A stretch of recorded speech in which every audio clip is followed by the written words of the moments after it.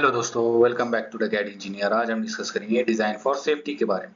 इसका क्या मतलब है दोस्तों? हमें ऐसा प्रोडक्ट डिजाइन करना है जिसमें से हमें एलिमिनेट करना है रिस्क को, जो यूजर को हो सकता है, जो हमारा प्रोडक्ट है उसके जो यूजर यूजर को रिस्क हो सकता है उसको रिड्यूस करना है, जो ऑपरेटर को रिस्क हो सकता है उसको रिड्यूस करना है, और जो इन्वायरमेंट को हमारे रिस्क हो सकता है या फिर जो फेलियर हो सकते हैं इन्वायरमेंट में, जो डैमेजेस हो सकते हैं यूजर को, ऑपरेटर को या इन्वायरमेंट को, उसको रिड्यूस करना है during its entire life cycle. जो भी प्रोडक्ट है हमारी लाइफ साइकिल होंगी, through out the life cycle जो हमारा यूजर, ऑपरेटर और इन्वायरमेंट है उसको कोई भी रिस्क नहीं होना चाहिए। इसका सिंपल मीनिंग ये है दोस्तों, ऐसा प्रोडक्ट हमें डिजाइन करना है जो सेफ टू यूज हो और सेफ टू बिल्ड हो और सेफ टू मेंटेन हो। तो दोस्तों, जब जब हमें अगर सेफ्टी प्रोसेस पता होंगे तभी हम ऐसा प्रोडक्ट डिजाइन कर पाएंगे जो डिजाइन फॉर सेफ्टी के गाइडलाइन को मीट करता हो। तो चलिए हम डिस्कस करेंगे टाइप्स ऑफ सेफ्टी प्रोसेस के बारे में। सबसे पहले क्या है? Hazard identification process. मींस हमें जो डेंजर्स है प्रोडक्ट के अंदर, जो भी पॉसिबल डेंजर्स है उन सभी को आइडेंटिफाई करना है। हम जो भी डेंजर को आइडेंटिफाई करेंगे उसी डेंजर को हम एलिमिनेट कर सकते हैं जिस डेंजर को हम आइडेंटिफाई करेंगे। अगर हम उसको आइडेंटिफाई ही नहीं करेंगे तो हम उसको फिक्स भी नहीं कर सकते, जैसे शार्प एजेस है, हॉट सर्फेसेस है और मूविंग पार्ट्स है। नेक्स्ट हमारी प्रोसेस है रिस्क असेसमेंट प्रोसेस। इसमें क्या करना है? इवेल्युएट करना है रिस्क लेवल, मींस उसकी सेवेरिटी क्या है, प्रोबेबिलिटी क्या है, मींस उसकी सेफ्टी लेवल क्या है, उसकी डिटेक्शन लेवल क्या है, मींस हम उसको कितनी आसानी से डिटेक्ट कर पा रहे हैं। फिर हम प्रायोरिटाइज कर पाएंगे क्रिटिकल इश्यू को, जैसे हाई टेम्परेचर है तो हाई सेवेरिटी, मींस ये सेफ्टी के लिए ज्यादा डेंजर है जितना ज्यादा टेम्परेचर हो। तो ऐसे जितने भी फीचर होंगे हमारे डिजाइन के अंदर हमें उसे इवेल्युएट करना है, आइडेंटिफाई करना है। नेक्स्ट हमारी सेफ्टी प्रोसेस है रिस्क एलिमिनेशन प्रोसेस। इसमें हम क्या करते हैं? जो हजार्ड होता है हमारे प्रो डिजाइन के अंदर उसको हम कंप्लीटली रिमूव करते हैं। तो इससे क्या होता है? हमें जो बेस्ट सेफ्टी होती है, इसका मतलब होता है वहां पर कोई भी हजार्ड नहीं है। अगर जहां पर सेफ्टी नहीं है वहां पर बहुत ज्यादा हजार्ड हो सकते हैं। तो हमें क्या करना है? जो शार्प एजेस है उसको राउंड अप्लाई करना है। फिर रिस्क रिडक्शन प्रोसेस। इसमें इस प्रोसेस में हम क्या करते हैं? जो जो इम्पैक्ट होता है हमारे हजार्ड का उसको रिड्यूस करते हैं। जो जो एलिमिनेटेड नहीं है, मींस जिस फीचर को जिसके वजह से हजार्ड हो रहा है उसको हम एलिमिनेट नहीं कर पा रहे, वो हमारे फंक्शन की रिक्वायरमेंट है, तो हम क्या करते हैं? उसके इम्पैक्ट को रिड्यूस करने की कोशिश करते हैं। क्योंकि जो कुछ रिस्क ऐसे होते हैं जिसको हम फुल्ली एलिमिनेट नहीं कर सकते, जैसे जो सरफेस टेम्परेचर, जो इंजन है उसके ऊपर क्या होता है? बहुत ज्यादा टेम्परेचर बढ़ जाता है सरफेस को, तो उसको हम एलिमिनेट नहीं कर सकते। तो हम क्या करते हैं? वहां पर बहुत सारे फिन्स लगाते हैं या फिर क्या करते हैं? हम वहां पर कूलेंट अप्लाई करते हैं, जिसको जिसका होता है जो सरफेस टेम्परेचर जो थोड़ा सा रिड्यूस हो जाता है। तो हम क्या करेंगे? जो रिस्क रिडक्शन प्रोसेस में हम क्या करते हैं? जो इम्पैक्ट है, जो रिस्क का इम्पैक्ट है उसको रिड्यूस करने की कोशिश करते हैं। नेक्स्ट हमारी सेफ्टी प्रोसेस है प्रोटेक्टिव डिजाइन प्रोसेस। इसमें हम क्या करेंगे?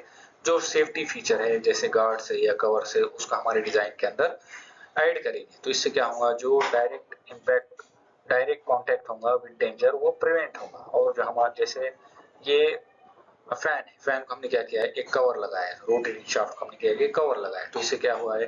जो डायरेक्ट कांटेक्ट है यूजर का हमारे डेंजर एरिया के साथ वो रिड्यूस हो गया, प्रिवेंट हो गया। फिर safety validation and testing process. इसमें हम क्या करेंगे? जो प्रोडक्ट है हमारा उसको रियल कंडीशन में टेस्ट करेंगे। फिर वेरीफाई सेफ्टी परफॉर्मेंस, जो सेफ्टी परफॉर्मेंस उसको वेरीफाई करेंगे, जैसे लोग टेस्ट है, थर्मल टेस्ट है, सारी टेस्टिंग करके हम प्रैक्टिकली हमारी जो टेस्टिंग प्रोसेस है उसको वैलिडेट करेंगे। नेक्स्ट हमारी सेफ्टी प्रोसेस है compliance and regulation process. Means जो हमारे सेफ्टी स्टैंडर्ड और लॉज है गवर्नमेंट की तरफ से जो अप्लाई किए हुए उसको हम फॉलो करें। फिर नेक्स्ट क्या हमारा? User safety and ergonomics process. इसमें क्या करेंगे? हम safe human interaction, design for safe human interaction. ऐसी हम जो प्रोडक्ट है उसको डिजाइन करेंगे जो ह्यूमन के साथ उसका इंटरेक्शन बहुत ज्यादा सेफ हो। क्योंकि अगर सपोज कीजिए जो हैंडल है उसकी ग्रिप इजी नहीं है, इजी टू ग्रिप नहीं है, वो स्लिप हो रहा है हमारे हाथों से, तो उसके वजह से क्या होगा? एक्सीडेंट होगा। और इसी की वजह से बहुत सारे एक्सीडेंट होते हैं। मीन्स जो जब हम design for safe human interaction follow नहीं करते, इसी की वजह से बहुत ज्यादा एक्सीडेंट होते हैं। नेक्स्ट है हमारा मेंटेनेंस सेफ्टी प्रोसेस। इसमें हम क्या करेंगे? इंश्योर करेंगे सेफ रिपेयर हो, सेफ सर्विसिंग हो। जो हमारी सर्विसिंग कर रहे हो कोई प्रोडक्ट की तो वो सेफली हो जाए, उसकी वजह से हमारे यूजर को या ऑपरेटर को कोई भी डैमेज नहीं होना चाहिए। फिर क्या है? Fail safe design process means अगर हमारा पार्ट फेल भी हो रहा है तो तब भी हमारा जो यूजर हो वो सेफ हो, जो प्रोसेस जो हमारा प्रोडक्ट हो वो सेफ हो। जैसे वॉल क्लोजेस ऑटोमेटिकली, या फिर आपने देखा होगा जो गाड़ी का एक्सीडेंट हो गया तो क्या होता है, एयर बैग्स ओपन होते तो जिसकी वजह से हमारे यूजर को कोई भी डैमेज नहीं होता। तो ऐसे फीचर हमें ऐड करना है हमारे जो प्रोडक्ट है उसके अंदर।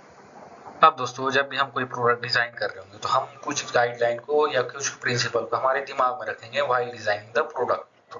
Through out the process means and से लेके स्टार्ट तक हम ये गाइडलाइन को हमारे दिमाग में रखेंगे जब भी हम कोई पार्ट या प्रोडक्ट डिजाइन कर रहे होंगे। तो इससे क्या होगा, जो हमारी डिजाइन फॉर सेफ्टी वो कंप्लीट हो जाए।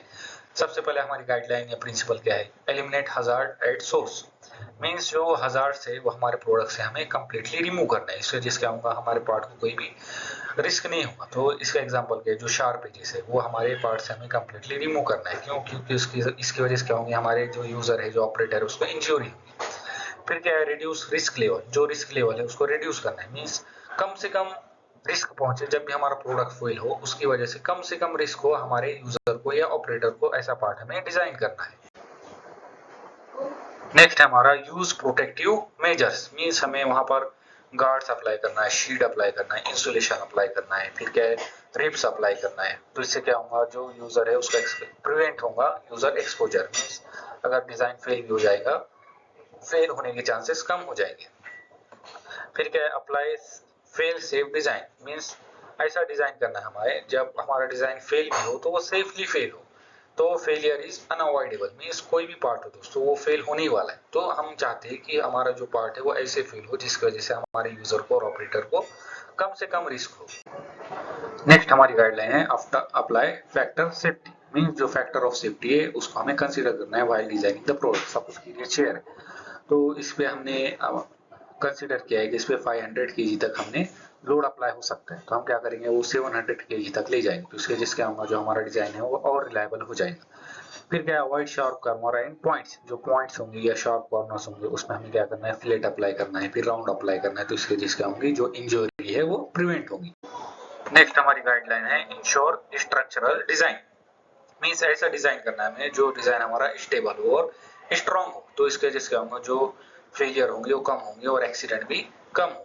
फिर डिजाइन फॉर एर्गोनॉमिक्स मींस ऐसा डिजाइन करना है हमें प्रोडक्ट को जो यूजर फ्रेंडली और सेफली हैंडलिंग हो। तो इसके वजह से क्या होगा, जो ह्यूमन एरर्स है वो रिड्यूस होंगे जिसकी वजह से हमारा पार्ट जो है तो वो फेल नहीं होगा। नेक्स्ट है हमारा प्रोवाइड क्लियर वार्निंग्स मींस जो भी वार्निंग्स हो सकती है हमारे प्रोडक्ट के फेलियर की वो हमें प्रोवाइड करना है। कैसे, लेबल के थ्रू, साइन के थ्रू या अलार्म के थ्रू। फिर क्या है, design for safe maintenance means वो इजी टू मेंटेनेंस हो, इजी टू रिपेयर हो, ऐसा हमें प्रोडक्ट डिजाइन करना है। नेक्स्ट हमारी गाइडलाइन है जो हमें सेफ्टी स्टैंडर्ड्स है जो गवर्नमेंट की तरफ से प्रोवाइड किए हुए वो हमें फॉलो करना है और हमें full life cycle safety consider करना है। जैसे safety in manufacturing, safety in assembly, safety use, safety in disposal. तो throughout the life cycle जो भी सेफ्टी पॉइंट्स होंगे वो हमें कंसीडर करना है। तो दोस्तों सेफ्टी ये नहीं होती है कि हम वहां पर रिप्स अप्लाई कर रहे हैं, कोई गार्ड अप्लाई कर रहे हैं बाद में मींस जो हमें डैमेज मिल रहा है उसके बाद में हम अप्लाई करें। जो हमें रिस्क है वो एलिमिनेट करना है ड्यूरिंग द डिजाइन इटसेल्फ। अब दोस्तों सबसे इम्पोर्टेंट है कि जब भी हम ये सेफ्टी गाइडलाइंस अप्लाई कर रहे होंगे हमारे प्रोडक्ट के ऊपर, तो ये हम कब अप्लाई करें। तो सबसे सिंपल आंसर है दोस्तों, ये through out the life cycle हमें सेफ्टी गाइडलाइन को अप्लाई करना है हमारे प्रोडक्ट के ऊपर। इसकी बाद ही हम डिजाइन फॉर सेफ्टी प्रोडक्ट बना पाएंगे। सबसे पहले क्या करेंगे, हम जो सेफ्टी रिक्वायरमेंट है उसको आइडेंटिफाई करेंगे और जो हमें सेफ्टी स्टैंडर्ड फॉलो करना है उसको हम आइडेंटिफाई करें। फिर हम जो पोटेंशियल हजार्ड्स है डिजाइन के अंदर उसको हम आइडेंटिफाई करें। फिर जो सेवेरिटी है, प्रोबेबिलिटी है, उसको हम आइडेंटिफाई करें कि किस लेवल पर है। फिर आइडेंटिफाई क्रिटिकल सेफ्टी एरियाज जहां पर हमारा प्रोडक्ट फेल हो सकता है वो हम आइडेंटिफाई करें। फिर हम क्या करेंगे, एक सेफ मटेरियल चूज करेंगे। फिर हम ऐसे प्रोडक्ट डिजाइन करेंगे जिसके अंदर से हम जो हजार्ड्स है उनको एलिमिनेट करें। फिर हम जो प्रोटेक्टिव फीचर है जैसे गार्ड्स है, कवर्स है, उनको अप्लाई करें। फिर जो स्ट्रक्चरल स्ट्रेंथ है और स्टेबिलिटी है वो हम हमारे डिजाइन के अंदर प्रोवाइड करें। फिर जो एर्गोनॉमिक फैक्टर्स है वो हम अप्लाई करें जो यूजर फ्रेंडली होगा हमारा प्रोडक्ट। जो फेलियर कंडीशन हो सकती है वो हम उसको एनालाइज करेंगे, उसको हम इमेजिन करें। फिर हम क्या करेंगे, जो चेक करेंगे safety during manufacturing, safety during usage, safety during maintenance, safety during assembly, ये सब हम चेक करें। फिर हम क्या करेंगे, safety testing and validation perform करें। फिर इसके बाद जो भी हमें लर्निंग मिलेंगी ये सब अप्लाई करने के बाद फिर हम हमारे डिजाइन को इम्प्रूव करेंगे, ऑप्टिमाइज करेंगे और फिर क्या करेंगे, हम इंश्योर करेंगे कॉम्प्लायंस एंड स्टैंडर्ड कि वो हमारा जो प्रोडक्ट है वो स्टैंडर्ड को फॉलो कर रहा है या नहीं। इसके बाद ही हम दोस्तों एक सेफ डिजाइन प्रोवाइड कर पाएंगे। अब दोस्तों जब भी हम प्रोडक्ट डिजाइन कर रहे हैं तो ये हमारे लिए बहुत ज्यादा मुश्किल हो जाता है। डिजाइन जो सेफ्टी गाइडलाइंस है उनको ध्यान में रखना, तो हम क्या कर सकते हैं, हम ऐसे जो चेक पॉइंट बना सकते हैं। सपोज कीजिए मैंने कहीं पर एज प्रोवाइड की तो इसका हजार्ड क्या होगा, शार्प एजेस को मैं अवॉइड करूँ तो इसका रिस्क लेवल क्या होगा, हाई होगा। क्यों? क्योंकि हमारे ऑपरेटर को, यूजर को डैमेज कर सकते हैं। तो इसका मीनिंग क्या होगा, जो हमने डिजाइन किया वो बहुत ही ज्यादा पुअर है, इसका इफेक्ट क्या होगा, इंजोरी।